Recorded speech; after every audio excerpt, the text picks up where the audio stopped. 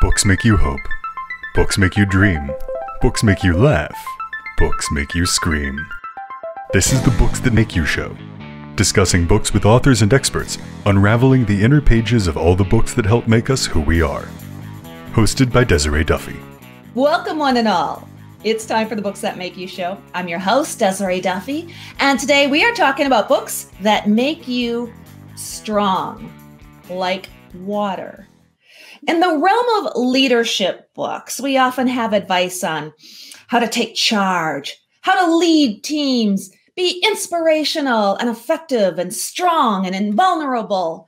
Especially for women, we're often told and almost forced to be tough in order to go toe-to-toe with our male counterparts.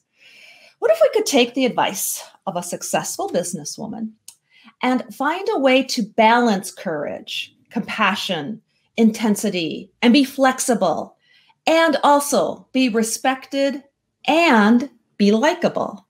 How can we find the courage to lead with love in business and in life? It took a series of 3 crushing losses for Laila to finally unlock decades of buried emotions and integrate the parts of herself that make her both strong and soft.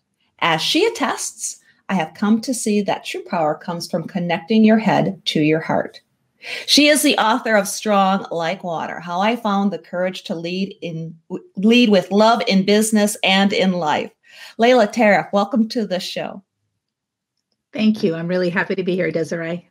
I'm happy to have you. So let's talk, first of all, about some of your past experiences, because you've been with companies like big companies. We're not talking little companies. You've been at the ground floor building up Walmart leadership, Peet's Coffee.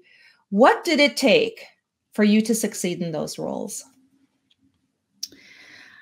Well, to be clear, I was at the internet division of Walmart, which was, a startup at the time. We took it from 7 employees up to 800 in a matter of a couple, 3 years, and almost $1 billion. What does it take to build a leadership team up and to be successful? I think it requires a little bit of art and science, right? It requires the ability to identify great talent, to be able to have the hard conversations, the ability to support people while at the same time speaking your truth, and recognizing that you never really arrive. You're continuing to it's this process of continuous improvement. I think the most exciting thing about it, though, is that you really, for me, I'm a builder and I love building things and overcoming hard, complex problems with people that you feel like have your back. And that, to me, is the most fun part about business. Yeah, exactly. And can you tell us the core theme of your memoir business book? And maybe even explain that a little bit, because it's not quite a memoir and it's not quite a business book. It's a combination of the two, isn't it? Yeah, it's a book that has a little bit of an identity crisis, I guess. Publishers like to have books that fall into one clean genre, and this is one that really is one part memoir and one part leadership guide, and even one part psychological probe. I read one review, and it chronicles a period in my life where I lost my husband, and then my father and my mother in a handful of years. And this was when I was establishing myself in my first executive role as the chief people officer at Peet's. I had a 3-year-old daughter, and it was a tough time. It was a period of a lot of adversity, the most I'd ever had in my life. And as is often the case, times of tremendous adversity in your life can be really powerful teaching moments.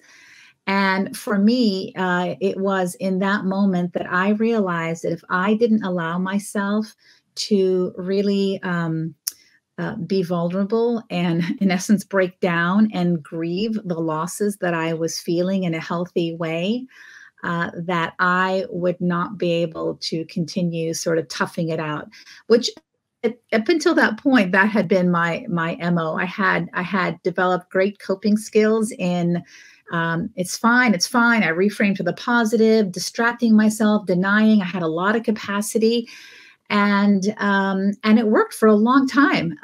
And at some point in our lives, right, these coping mechanisms we have start to lose their their ability to help you and actually start hindering you. And that was the moment for me. I realized for me to get my daughter to grieve in a healthy way, I couldn't just tell her. I had to actually do it. So into the valley I went. Yeah. You have to show. You can't just tell. And as women leaders, as women in business, I'm there. I've been there. If you show, or maybe it's more of the perception, but you feel like if you show the littlest bit of weakness, the littlest bit of humanity, if you crumble, like you can't cry at work. You can't do that. You're not allowed to do that. And you put up these barriers. Again, it goes back to making yourself strong and invulnerable. But part of what you're saying is to be fluid and flexible, more like water, right? That's right. You know, it's interesting to hear you say that. I think that's right. I think there's all sorts of judgments made. For me, I wasn't responding to what the environment would allow me to do. It was the way I held myself. My inner critic, my inner voice was, buck up. Don't be a baby. Don't whine. It's fine. You know, people, there's starving people out there. You're fine. And so I never allowed myself a moment of weakness or vulnerability, which is almost a little bit harder. I would say, though, that I never felt like it was put upon me. But you're right. I remember I worked with a woman at Pete's years ago that said to me that she broke herself from saying, I feel, and made sure she said, I think, because she thought that she would be taken more seriously. And I think one of the best things that's happened in the last 10 years is leadership has now evolved. And after a global pandemic where our employees' health and safety is at risk, I think we've turned the corner. And leadership really right now is as much about caring for your employees as people, showing empathy, as it is about sort of driving for results and command and control. Now, I think the challenge for us for the next, 10 years plus is going to be, how do we blend those two things, right? How do we become effective and high performance and achieve our goals while at the same time not losing our humanity, while nurturing a culture that brings people together, that cares about people, inclusivity, belonging, right? It's the yin and the yang. It's the blend of those two things that is the challenge. It's easier to go to one extreme or the other, right? But to try to be both strong and soft, that's the challenge. Yeah. And you have this analogy about the head and the heart connection. Is that where that comes into play? I think my personal story, I always led with the head, with my intellect, with reason, I would will things to happen. I will make this happen. And again, that only gets you so far. And for me, my journey was to reconnect with my heart and allow myself to feel and just admit when I was feeling crummy and when things were bad. It sounds so simple now that I do it, but at the time it just was this overwhelming thing because I had not allowed myself in 40 years to really feel my feelings. I was afraid. And it wasn't until I really allowed myself to do it that I realized, oh, you know what? There's nothing taboo about this. It's not going to kill me. It's not going to make me weak. I thought I would lose my agency if I started showing any vulnerability. And of course, that's not true. The irony is you infuse your strength with a little bit of tenderness, which makes that strength even more powerful. And it seems too, you mentioned the pandemic. I mean, this is where our worlds just came crashing together. We had no choice but to balance our home and our professional lives. And there's a mental health crisis right now because of people that are just overwhelmed and feeling the stress. and our children being at home and being homeschooled or virtual schooled, and just everything just came crashing to a head, which means that a book like yours is probably more vital and important now than ever before. Do you hear that a lot? Yeah, it's interesting because when the Me Too movement started happening a couple of years ago, I thought, "Oh, I'm missing it. I'm missing it. My book should be out there now." But no, I think you're right. I think now managers have to show they care, not show they care. They have to care. And when you see someone's toddlers playing in the background as they're on a Zoom call, it's right in front of you. That person's a mother or a father, in addition to being your marketing manager. And so you can't just look at a piece of them, right? You have to care about all of them. And you're right. There is such tremendous stress and anxiety now, and everyone is different.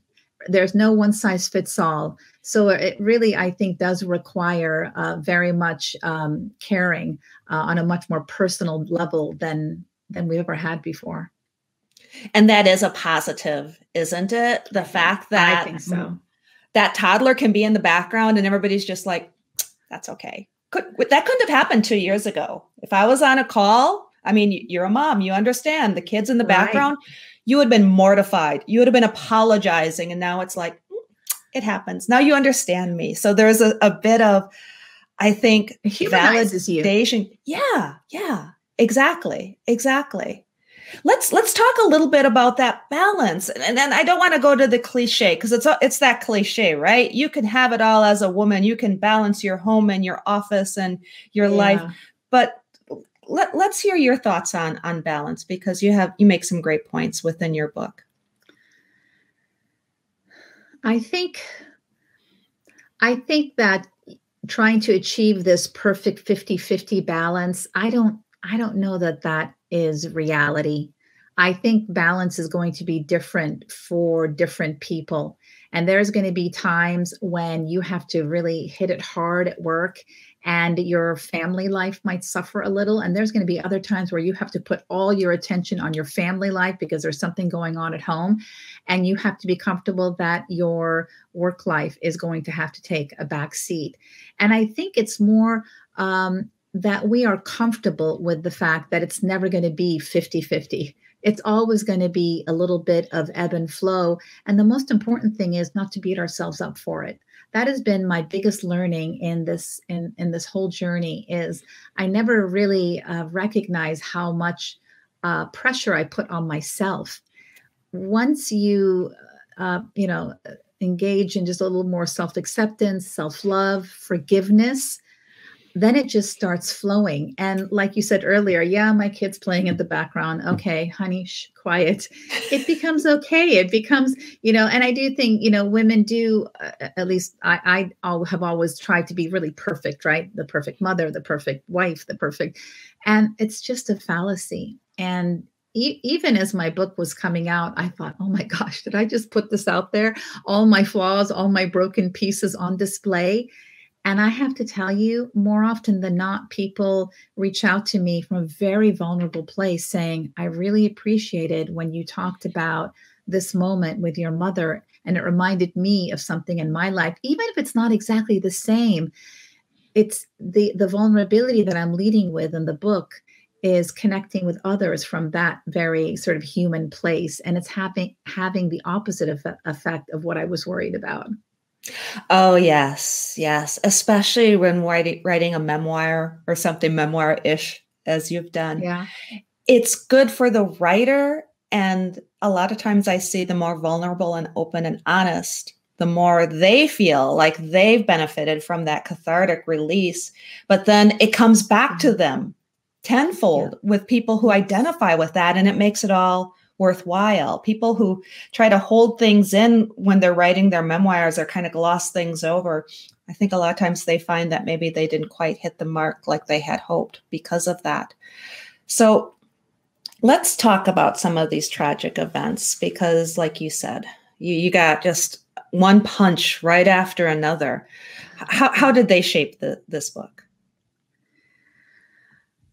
Well, my husband, I talk about the three losses, my husband, my father, and my mother, together as the catalyst that really finally toppled me over and made me realize that I couldn't just, sort of tuck things away or intellectualize them anymore, that I had to really deal with them. My husband died of an accidental overdose, so it was a surprise. It was the fact that it was a surprise tells a little bit of the story that we, all of us, were in denial, right? We were all kind of playing our role. No one was looking, no one was paying attention. We were making excuses. And so there was a lot to unpack from that, as you can imagine, right? A lot of guilt, a lot of what if I would have, could have, should have. And then with my father, he had a stroke and I wasn't able to be there with him before he passed. So there was a lot of guilt that had to do with that. And it was part of it also was I was so afraid of facing all this pain that came with those losses. And that my journey was to continue to allow myself, I call it leaning into the resistance, right? You know, that feeling that we all have where you might feel a little dissonance between your head and your heart, or maybe you feel a tightness in your chest. But there is a clue that you are avoiding something, that something is there. And my biggest learning has been that instead of dismissing that or ignoring it, if I stay with it and I try not to resist and I allow myself to be a little uncomfortable, then it gets deeper. And you do that over and over and over again. And that's how you build emotional resilience, so that you can increase your capacity to hold what life brings you, not only for yourself, but for others. I would never have been able to go through this last year had I not gone through those three losses. Mm-hmm, mm-hmm. Yeah. And I know too, your father, he seemed like the strong figure, the solid rock within your family, and maybe mom was a little bit more fluid.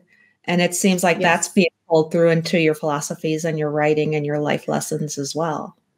So true. So true. I saw two models of power when I was growing up. My father, who was clearly the boss of the house, but, sort of yelled and screamed, and we were all a little bit afraid of him. And my mom, who didn't have a lot of agency. And so, to my mind, I thought, well, given these two choices, I'm going to go that direction. But his expression of power wasn't really a healthy expression, right? And that's really what I've had to learn. And true power is not yelling and screaming. It's really actually quiet.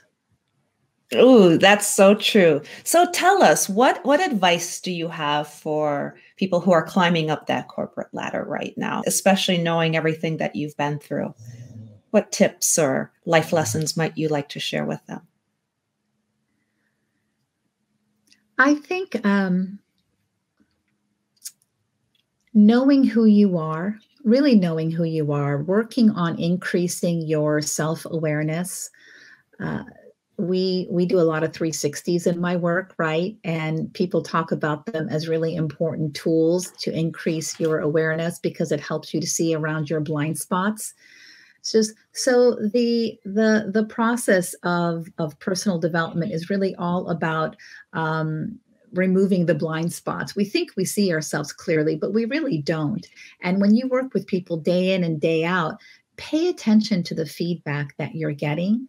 And even if it doesn't make sense to you, you want to reject it, there is probably a kernel of truth in there. And the best thing we can do as we grow in our careers is to really listen to the feedback we're getting and to try to understand how we're being seen and what behaviors we're demonstrating that serve us and the others that hold us back, so that we can continue to grow in who and how we see ourselves. I think that is the biggest thing, is to be open to feedback so that we can continue to grow.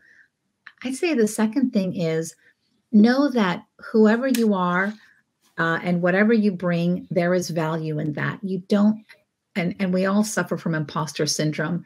And it's normal. And I still suffer from it, but recognize that you bring something unique to wherever you are, and there is value in that. And you don't have to be anything outside of who you really are. And if you're going to change and you're going to evolve, that's going to be on by you hearing what people are saying. And it's just really getting to a deeper, deeper understanding of yourself. Yeah. And I think the last thing I would say is don't sweat the small stuff.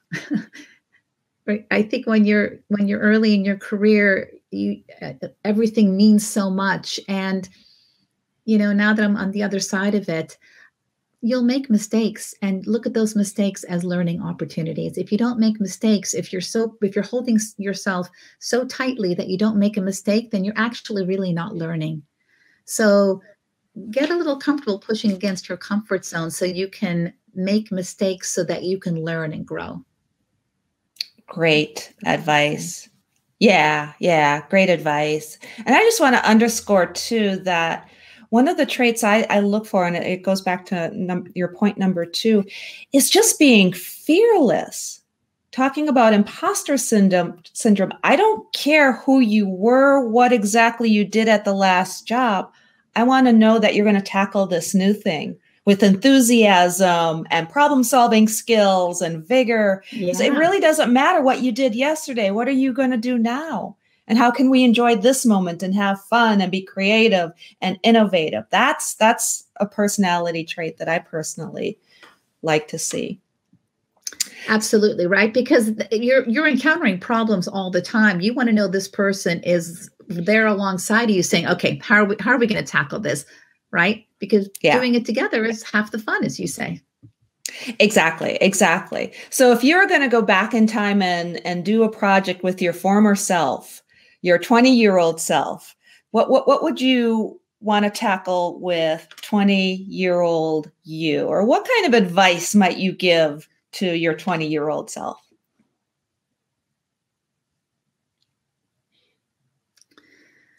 I think it really goes to what I said earlier. Probably the most important one is don't be afraid to fail. Don't be afraid to push yourself to do things that you're uncomfortable with, that you don't know. Raise your hand, say you don't understand. At the same time, raise your hand and say you can do it. Because again, this has changed over time, but I still think that men more than women will raise their hand. There was a McKinsey report. I'll never forget this. It was 2014. And this McKinsey report said men will raise their hands and say they can do something when they're 62% sure. Women, 100%. You have to feel that 100% I can do it.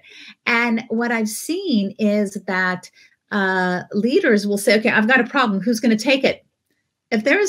Whoever's raising their hand is going to get the shot. And if you're not raising your hand as a woman because you want to wait to get to 100% from 62%, you're missing those opportunities.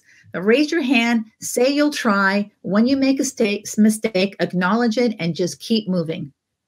That's probably the best advice I can give a young person. There's that old saying about just jump off the cliff and build your parachute on the way down. And, it sounds a little flippant, but in some cases, that's what we need in this world. And again, especially now with the world changed. It changed. Yes. And that means opportunity for creative, innovative people who can kind of take things and run with it. There's no playbook right now. Yeah, exactly. And that's a good thing, in my opinion. I think it makes it more fun and exciting right now. One of the things too that I found, I'm a Gen Xer. So as a Gen X woman, I worked for many years in manager, coordinator, manager, director type roles, biding my time because they said, they said, well, you have to wait. You have to earn it. All the boomers, you have to earn it. This isn't going to be handed to you. You have to earn it. So I sat there earning it. And then the director who was above me, I was waiting for him to retire because I wanted to get into that spot. And then he stuck around a few years longer than what he did because that's what boomers started to do. But I was respectful, waited my time. And then he left. And the boss of that company decided she wanted somebody younger in that position and hired somebody 10 years younger than me. And as a woman, as a leader, as somebody who had that drive, I was just like, ugh. And I think just to kind of underscore a lot of what you said, it's like, go for it. Be proactive. Be fearless. Yes. I will say the millennials have a lot more of that than the Gen Xer. Almost to the other side, where if you haven't promoted them in 6 months or a year, they're knocking on your doorstep. Yeah. And it is. That's a whole fascinating conversation too about the differences in the millennials and boomers and Gen Xers and how they tackle the workplace. Yeah, exactly. What's next on the horizon for you? What are you working on next? I am actually thinking of another book, but this one will probably be more of a how-to business book. And I haven't honed in exactly on the theme, but I'm finding now that this challenge, that this is my third time experiencing it, which is how do you grow an organization in a healthy, sustainable way? How do you grow without losing your humanity, right? Because you can grow, and it just depends on how you define success, right? And now I'm at Allbirds, and we're a B Corp. So we are really focused on what we call the triple bottom line: people, profits, planet. We have multiple stakeholders, and what's good for one may not be good for another. So really thinking about all your stakeholders and how do you grow in a healthy, sustainable, durable way. That's sort of what I'm thinking about. Oh, I love that. And that's so true. Just that forward thinking mentality. And it is, a lot of millennials, even in the workplace, they want to find a place that is going to appeal to their sense of, sustainability and being conscious of the planet and our environments. Yes. So bravo on that. So I look forward to that. You'll have to come back when that book is ready, and we'll have you back on the show. Okay. I'd love to. So tell us the name of your book, where people can find it online, your website, social media. Give us all of your details. Okay, great. So my book is Strong Like Water: How I Found the Courage to Lead with Love in Business and in Life. You can find more information on me on my website, which is lailatarraf.com. The book is available everywhere now, online, Amazon, as well as your local bookstores. I'm on Instagram at laila.tarraf, as well as Facebook, and I'm on LinkedIn. The only place I'm not is Twitter. I just don't have time. Oh, it's so hard keeping up with all of them, isn't it? It's so hard. Why aren't you on TikTok? Why aren't you? Laila, thank you so much for being here today. This was a delightful conversation. I enjoyed having you. Thank you, Desiree. It's great to be here. You bet. And thank you, everybody, for being here today on the Books That Make You show. You can find out more about us on our website. That is booksthatmakeyou.com. And you can follow us. We're on Facebook and Instagram, and of course on YouTube. Be sure to subscribe so that you always stay informed about the next Books That Make You show. Until next time, all of my bookish buddies, please enjoy all of the books that make you exactly who you are. The executive producer for Books That Make You is Desiree Duffy. Produced and sound mastered by Phil Giangrande. Engineering by Dave Nabox. Social media and promotion by Bree Sweeter. For more, visit booksthatmakeyou.com.